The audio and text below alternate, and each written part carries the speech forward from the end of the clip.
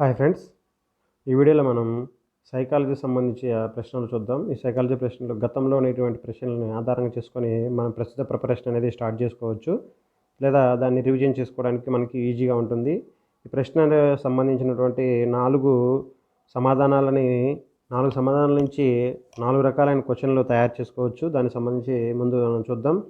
ఈ దశలో ఆత్మభావన ప్రారంభమవుతుంది. ఏ దశలో ఆత్మభావన ప్రారంభమవుతుంది? పూర్వ భారతదేశంలో ఆత్మభావన అనేది ప్రారంభమవుతుంది. అది ఉత్తర భారతదేశంలోకి ఎక్కువ అవుతుంది. యవనార దశలోకి ఒక కాన్సెప్ట్ అనేది అర్థమవుతుంది.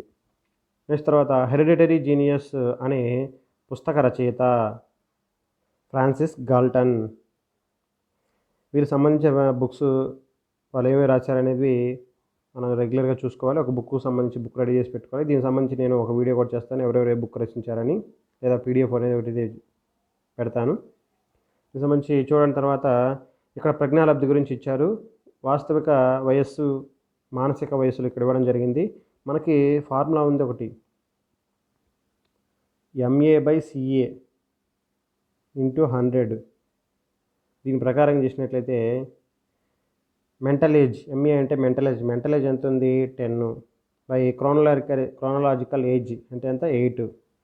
దీన్ని ఇది చేస్తే 5 × 100 అంటే ఎంత వస్తుంది? 125. ఆప్షన్ 4. ఇలా చూసుకోవాలి. దీనికి సంబంధించి ఈ ప్రజ్ఞాలబ్ధి దగ్గర నుంచి మనకి టేబుల్ ఒకటి ఉంటుంది. ఆ టేబుల్ అనేది మనం చూసుకోవాలి కంపల్సరీగా. ఆ టేబుల్ నుంచి ఒకసారి ప్రశ్నలు అడుగుతుంటారు. సగటు ప్రజ్ఞావంతులు, తెలియగలవాలనేది చూసుకోండి. తర్వాత నెక్స్ట్, ఒక వ్యక్తి సొంత గృహం కావాలనుకోవడం, ఇతరులతో కలిసి ఉండాలని కోరుకోవడం ఈ అవసరం కిందికి వస్తాయి. అవసరాలనే కాన్సెప్ట్లో ఇచ్చారు. గృహాలు కావాలనుకోవడం, ఇతరులతో కలిసి ఉండాలనుకోవడం ఇది భద్రతకు సంబంధించినది కాబట్టి, సేఫ్టీకి సంబంధించింది, భద్రతా అవసరం కింద వస్తాయి. మనకు అవసరం అనే కాన్సెప్ట్లో ఉంటుంది ఇది. తర్వాత 5, కే బెన్నెట్ అభివృద్ధిపరిచిన డిఫరెన్షియల్ యాప్టిట్యూడ్ టెస్ట్ బ్యాటరీలోని సహజ సామర్థ్యాల సంఖ్య, DATB, డిఫరెన్షియల్ యాప్టిట్యూడ్ టెస్ట్ బ్యాటరీలో ఇది ఎందులో ఉంటాయి? దీనికి సంబంధించి 8 సామర్థ్యాలు ఉంటాయి. 8 సామర్థ్యాలు. ఇది 8 నుంచి 12 తరగతులకి విద్యా సంబంధ సామర్థ్యాలను మనం పరీక్షించడానికి దీన్ని ఉపయోగిస్తారు. దీన్ని ఇలా చూసుకోండి. 8 సామర్థ్యాలు ఉంటాయి. ఆ 8 సామర్థ్యాలు కూడా శాబ్దిక వివేచనం, సంఖ్యా సామర్థ్యం, ప్రాదేశికం, అమూర్త వివేచనం, యాంత్రిక వివేచనం, గుమస్తా సంబంధించి భాషా స్పెల్లింగు, భాషా వాడుకల సామర్థ్యాలు ఇవన్నీ ఉంటుంది. ఈ కాన్సెప్ట్ చూసుకోండి. ఈ కాన్సెప్ట్ చాలా ఇంపార్టెంట్ కాన్సెప్ట్. ఆన్సర్ వచ్చేసరికి 8. నెక్స్ట్, కుక్కల మీద పావులో చేసిన ప్రయోగాలు వీటి క్రిందకి వస్తాయి. పావులో కుక్కల మీద చేసిన ప్రయోగాలు వచ్చేసరికి దేని కింద వస్తాయి? సాంప్రదాయ నిబంధనం, క్లాసికల్ లెర్నింగ్. నెక్స్ట్ తర్వాత, జాతీయ విద్యా విధానం 2020కి చైర్మన్గా వ్యవహరించిన వారు. 2020కి చైర్మన్గా వ్యవహరించిన ఎవరు? కస్తూరి రంగన్. దీనికి సంబంధించి 2020 నుంచి ప్రశ్నలు అడుగుతుంటారు, అది కూడా చూసుకోండి. NP. దీక్షను విస్తరించండి. ఇప్పుడు ప్రజెంట్ ఉన్న స్కూలింగ్లో దీక్ష అనేది చాలా ముఖ్యమైన పాత్ర వహిస్తుంది. ఈ దీక్ష చూసుకున్నట్లయితే digital infrastructure for knowledge sharing, digital infrastructure for knowledge sharing. Next 9th, జాతీయ విద్యా విధానం ప్రకారం స్థాయిలు ఎలాంటి స్థాయిలు ఉంటాయంటే 5+3+3+4. ఎలా అడిగారు ఇప్పుడు ఎగ్జామ్లో 2020 NPSకి 5+3+3+4 ఇది అడుగుతారు కాబట్టి జాగ్రత్తగా చూసుకోండి. తర్వాత, మనబడి నాడు కార్యక్రమం దీని కొరకు ఉద్దేశించబడింది. మౌలిక వసతుల కల్పనకు సంబంధించింది. ఇది సైకాలజీలోని పార్ట్ 1. తర్వాత, NCF 2005కి ప్రధాన లక్ష్యం. NCF 2005 యొక్క ప్రధాన లక్ష్యం ఏంటి? జ్ఞాన నిర్మాణం, కన్స్ట్రక్షన్ ఆఫ్ నాలెడ్జ్. ఇది ఫస్ట్లోనే ఉంటుంది మనకి. NCF 2005 చదవగానే మనకు కనపడుతుంది. తర్వాత, బాలల విద్యా హక్కు చట్టం 2009 ఈ వయసు వారికి సంబంధించింది. విద్యా హక్కు చట్టం దేనికి సంబంధించింది? 6 నుంచి 14 సంవత్సరాల వారికి. తరగతి గదిలో బోధన చేయనప్పుడు ఉపాధ్యాయుడు ఈ విషయాన్ని గుర్తుపెట్టుకోవాలి. ఏ విషయాన్ని గుర్తుపెట్టుకోవాలంటే కంపల్సరిగా విద్యార్థుల మధ్యటువంటి తేడాలు ఉంటాయి. వారి యొక్క ప్రజ్ఞాలబ్ధిలో, వారి యొక్క ఆలోచన సరళ తేడా ఉంటుంది కాబట్టి వైయక్తిక భేదాలను దృష్టిలో ఉంచుకోవాలి. నెక్స్ట్ తర్వాత 20 బహుళైచ్ఛిక ప్రశ్నల నుంచి ఒక విద్యార్థి 15 ప్రశ్నలకు సరైన సమాధానం ఇచ్చినప్పుడు అతని యొక్క గుర్తింపు గణన, ఇది స్మృతి కాన్సెప్ట్లో ఉంటుంది. అతని యొక్క గుర్తింపు గణన ఎంత ఉంటుంది?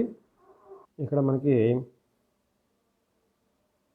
20 - 5/20 × 100 అవుతుంది. లేకపోతే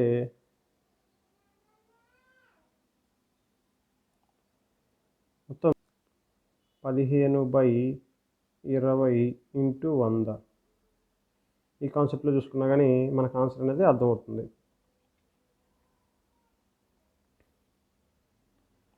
పిల్లల్లో భాషాభివృద్ధి వీటిపై ఆధారపడుతుంది. పిల్లల భాషాభివృద్ధి దీని మీద ఆధారపడుతుంది. అనువంశికత మీద, పరిసరాల మీద. అనువంశికత, పరిసరాలు రెండింటి మీద, అంటే అనువంశికత, పరిసరాల మీద రెండింటి మీద పిల్లల భాషాభివృద్ధి అనేది ఆధారపడుతుంది. ఒక మొత్తం అనువంశికతే కాదు, పరిసరాల మీద కూడా ప్రభావం ఉంటుంది. స్మృతి సంబంధించింది. స్వల్పకాలిక స్మృతికి ఉదాహరణ కుటుంబ సభ్యులది దీర్ఘకాలికం. తరగతి ఉపాధ్యాయుని పేరు దీర్ఘకాలికం ఉంటుంది. ముఖ్యమైన ప్రశ్న గుర్తుంచుకోవడం ఉంటుంది. కొత్త టెలిఫోన్ నెంబర్ గుర్తుపెట్టుకోవడం, టెలిఫోన్ నెంబర్, ఫోన్ నెంబర్ లాంటి కొత్తవి చూసుకోవడం 4వ ఆప్షన్. తర్వాత గణిత గణనలు చేయడంలో ఏర్పడే సమస్యకు సంబంధించిన వైకల్యం. గణిత క్యాలిక్యులేషన్ అంటే క్యాలిక్యులేషన్ సంబంధించిన ఇచ్చారు కదా, క్యాలిక్యులేషన్ అంటే డిస్క్యాలిక్యులియా. తర్వాత విద్యా హక్కు చట్టం 2009 ప్రకారం ప్రైవేట్ విద్యా సంస్థల్లో అణగారిన వర్గాల చదువు నిమిత్తం ఎన్ని సీట్లు కేటాయించాలి? 20% సీట్లు కేటాయించాలి. దీనికి సంబంధించి ఆర్టీ యాక్ట్ బాగా చదవాలి. అందని ద్రాక్ష పళ్ళు పుల్లన, ఇది రక్షక తంత్రాల్లోంచి ఉంది. దేనికి సంబంధించిందంటే హేతుకీకరణం, రిజర్వేషన్. దీనికి సంబంధించి ప్రతి అంశాన్ని చూసుకోండి. తర్వాత కిరణ్ 2 ఉద్యోగాలు ఎంపికయ్యాడు. 2 ఇష్టమే, కానీ ఏదో ఒకదాన్ని ఎంపిక చేసుకోవాలి. ఇది ఎలాంటి సంఘర్షణ కింద వస్తుంది? 2 ఇష్టంగా ఉంటుంది కాబట్టి ప్లస్ వచ్చింది కాబట్టి ఉపగమ సంఘర్షణ కింద వస్తుంది. అలా కాకుండా ప్లస్ మైనస్ ప్లస్ అనేది చూసుకోండి. 2 మైనస్ వచ్చింది అనుకోండి, ఉపగమ పరిహార సంఘర్షణ అని వస్తుంటుంది. ఇలా చూసుకోవాలి. ఈ కాన్సెప్ట్ చూసుకున్నట్లయితే ఇది ఉపగమ సంఘర్షణ. Next id, ego, super ego అనేది దేనిలో భాగం? ఇది అనేది Sigmund Freud. Id, ego, super ego అంటే సిగ్మండ్ ఫ్రాయిడ్ గుర్తొస్తాడు. తర్వాత మనకి పర్యావరణవేత్త కాని వారు ఎవరు? ఈ క్రింది వాటిలో పర్యావరణవేత్త కాని వారు ఎవరు అంటే ఎన్విరాన్మెంటిస్ట్ అంటారు. హూ ఇస్ నాట్ ఎన్విరాన్మెంటిస్ట్ అని వస్తుంది. ఇది ఎవరు కాదంటే ఇక్కడ బాగ్లే, ప్రేమన్, వాట్సన్ అవుతారు. గాల్టన్ అనే అతను మనకి కాదు, ఎంఎస్ గాల్టన్. ఈ క్రింది వాణిలో పిల్లల పెంపకం రకాలలో విజయవంతమైనది. ఏది విజయవంతమైనది? అథారిటేటివ్, సాధికారత్వ పెంపకం అనేది విజయవంతమైనది. నిరంకుశం కాదు, అనుమతించే, జోక్యం చేసుకోవడం. ఇది కాకుండా వారి యొక్క సాధికారత్వం, వాళ్ళ సొంతగా వాళ్ళు తయారవడం అనేది పెంపకం అనేది గుడ్. తర్వాత ఇది కంప్యూటర్ నాలెడ్జ్ సంబంధించి ఇచ్చారు. 1 మెగాబైట్, 1 ఎంబీ అంటే 1 ఎంబీ అంటే 1024 KB. మీ కాన్సెప్ట్ మీకు తెలుసు కదా. 1 GB, ఎంబీ, KB మనం ఫోన్లో వాడుతుంటాం కదా. అంటే ఇది జీబీ అని చూసుకోవాలి. తర్వాత టీబీ ఉంటుంది. ఫస్ట్ KB 1024 బైట్స్ ఉంటుంది. 1 MB అంటే 1024 KB. 1 GB అంటే 1024 MB. 1 TB అంటే 1024 GB. దీన్ని టీబీ అంటారు, దీన్ని జీబీ అంటారు, దీన్ని ఎంబీ అంటారు, ఇది కేబీకి సంబంధించిన కిలోబైట్ అంటే తెలుసు కదా. ఇలా కాన్సెప్ట్ ఇది అందరికీ తెలిసే ఉంటుంది, ఫోన్లో కూడా చూస్తూ ఉంటాం. తర్వాత సిపియు అంటే సిపియు వీటిని కలిగి ఉంటుంది. ఏమేమి కలిగి ఉంటుంది CPU? Control unit, arithmetic and logical unit and memory unit concept మీకు తెలుసు. స్లైడ్ షో దీనిలో భాగం.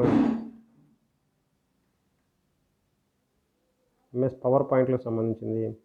సిసిఈ నిరంతర సమగ్ర మూల్యాంకనాన్ని ప్రతిపాదించింది ఎవరు? ఎన్సిఎఫ్ 2005. ఐక్యూ 160 కలిగిన బాలుడు ఈ కేటగిరీకి చెందినవాడు. ఐక్యూ 160 అంటే వీళ్ళు గిఫ్టెడ్ చిల్డ్రన్స్ అని. అటు ఇందాక టేబుల్ చెప్పాం కదా, ఆ టేబుల్ సంబంధించి చూసుకోవచ్చు. క్రింది వాటిలో విస్మృతికి కారణం కానిది.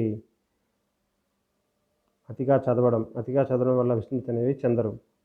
అనుపయోగము, అవరోధము, దమనం జరిగితేనే విస్మృతి జరుగుతుంది.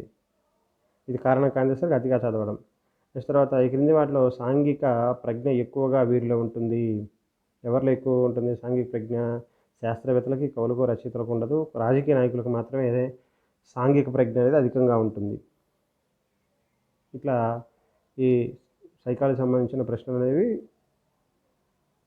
క్షుణ్ణంగా చూసుకొని ఒక ప్రశ్నకి 4 సమాధానాలు ఉంటే ఆ 4 సమాధానాల నుంచి వేరే ప్రశ్నలు తయారు చేసుకొని చదువుకోవాలి. ఈ వీడియో నచ్చినట్లయితే లైక్ చేయండి, షేర్ చేయండి, సబ్స్క్రైబ్ చేయండి. Thank you.